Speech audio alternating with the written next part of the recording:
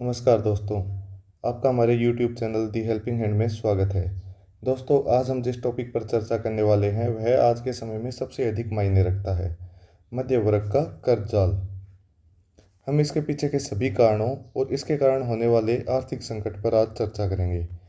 सबसे पहले देखो दोस्तों, क्या हम सिर्फ ईएमआई चुकाने के लिए कमा रहे हैं? और यह एक बहुत बड़ा आर्थिक संकट है जिसके बारे में हम आगे डिस्कस करेंगे। दोस्तों, जैसे 1 तारीख को हमारी सैलरी आती है, हमें कितनी खुशी होती है। और 5 तारीख को हमें तनाव होने लग जाता है, और तनाव होने का कारण भी है दोस्तों। जैसे हमारी 100 रुपये की महीने की सैलरी आई है, 40% रुपये हमारे ईएमआई में चले गए, जिसमें हमारा होम लोन हो गया, कार लोन हो गया, और और भी कोई लोन हो गया। जैसे किसी ने आईफोन ले लिया, किसी भाई ने, उसका भी लोन हो गया। तो उसका 40% हमारा ईएमआई में चला जाता है। 30% जो है वो किराया और राशन में चला जाता है। Credit card bill 20%, school fees बच्चों की 8%। और आजकल तो दोस्तों 8% से काम भी नहीं चलता, स्कूलों की फीस भी इतनी ज़्यादा हो गई है। और आखिर में हमारे पास बचता क्या है? मुश्किल से 2%। इससे दोस्तों आज के टाइम में कुछ नहीं होता। और सबसे बड़ा कारण है इसके पीछे दिखावे का हिमखंड। जैसे कि समाज क्या देखता है, हमारी एक लग्जरी कार, कि इसके पास आईफोन है, बहुत ज़्यादा शॉपिंग करता है, अपना बाहर रोज़ खाने को जाता है। यह सब समाज देखता है।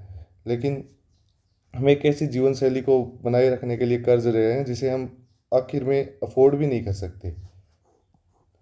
4 credit card, zero emergency fund, personal loan, मानसिक तनाव, ये सब छिपी हुई सच्चाई है दोस्तों। ये कोई नहीं देखता। सोशल मीडिया के ज़माने में जो दिखता है वही सारे कॉपी करने की कोशिश करते हैं। अब कर्ज के चक्रव्यूह का फार्मूला क्या है दोस्तों? स्थिर आय, बढ़ती महंगाई, आसान लोन, पैस। जैसे आपकी इनकम वो 40,000 रुपये ही आनी है, ये फिक्स है, ये बढ़ नहीं रही है। महंगाई दिनों दिन बढ़ती जा रही है। अब थैंक्स टू ट्रम्प तेल के प्राइस बढ़ेंगे, बहुत और भी खाने पीने के सामान में भी महंगाई बढ़ेगी। और आसान लोन, एक क्लिक पे लोन दोस्तों, एक क्लिक पे लोन। चाइनीज़ लोन एप्स जिन्होंने काफ़ी लोगों को सुसाइड करने के लिए मजबूर कर दिया है। और ये मध्य वर्ग को एक जाल में फंसा रही है। ये एक मक्कड़ जाल है दोस्तों, जिसके अंदर मध्य जाल फंसता जा रहा है। जब आम जन की आमदनी नहीं बढ़ती और खर्चे आसमान छूते हैं तो क्रेडिट कार्ड ही एकमात्र सहारा लगता है। अब सही कर्ज और बेनाम खराब कर्ज में देखो दोस्तों क्या फ़र्क होता है। जो सही कर्ज होता है उसका जो मेन फोकस होता है वो संपत्ति बनाना होता है।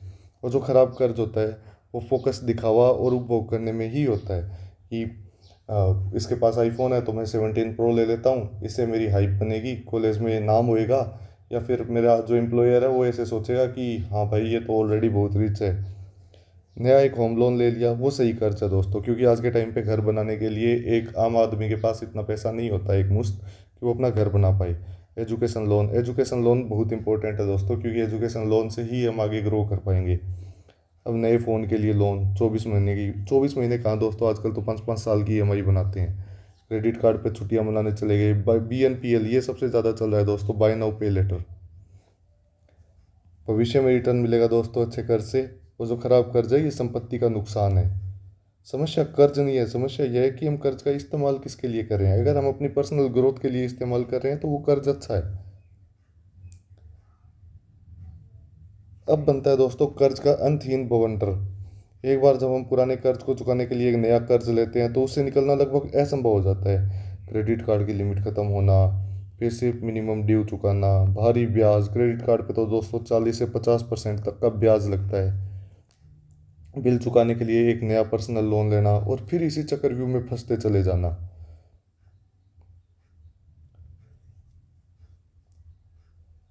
कर्ज सिर्फ हमारी जेब खाली नहीं करता दोस्तों, यह हमारी रातों की नींद और पारिवारिक शांति भी छीन लेता है।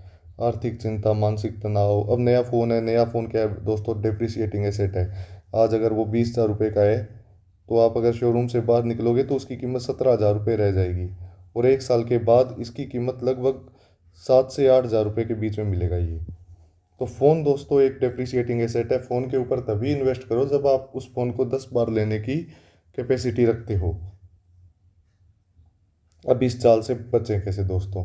वित्तीय जागरूकता ही इसका एक साइलेंट इलाज है दोस्तों। वित्तीय रूप से जागरूक होना, जैसे हमारे दादा परदादा वाली पॉलिसी कि पहले बचाओ फिर लगाओ।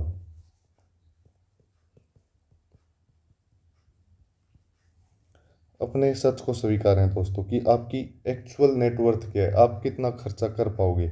उसके बाद अपना इमरजेंसी फंड बनाए, कम से कम 3 महीने का खर्च हो जाए, कि जिससे आपका 3 महीने तक का जीवन यापन अच्छे से हो पाए।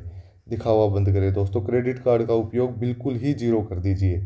कर्ज मुक्ति, सबसे पहले ज़्यादा ब्याज वाले कर्ज को चुकाएं, जिसके जैसे कि क्रेडिट कार्ड का ब्याज हो गया, या फिर कोई एनबीएफसी से आपने लोन लिया हो उसका ब्याज हो गया। सबसे पहले ये लोन वगैरह अपने सेटल करें। तो दोस्तों आखिर में, क्या हम पैसे कमा रहे हैं या सिर्फ ईएमआई चुका रहे हैं? अगर हम सिर्फ ईएमआई ही चुका रहे हैं दोस्तों, तो ऐसी ज़िंदगी का कोई फ़ायदा नहीं है। आज ही अपने खर्चे वगैरह कम कीजिए, अपने इस कर्ज जाल से निकलिए। सच्ची अमीरी वह नहीं है जो दुनिया को दिखती है, बल्कि वह जो महीने के अंत में आपके बैंक खाते में बचती है दोस्तों। अगर आपका नेटवर्थ 1 करोड़ रुपए या 10 लाख रुपए होगा, तो आपके चेहरे पे वो चमक होगी दोस्तों जो लोगों को अपने आप दिख जाएगी। तो मेरे कहने का मतलब ये है कि अपनी अ, खर्चे को आमदनी के अनुसार कीजिए, तभी आपकी रियल ग्रोथ हो पाएगी। Thank you. और अगर इस वीडियो से आपके जीवन में थोड़ी भी कुछ हेल्प मिली हो, तो हमारे दी हेल्पिंग हैंड इस यूट्यूब चैनल को सब्सक्राइब कीजिए। धन्यवाद।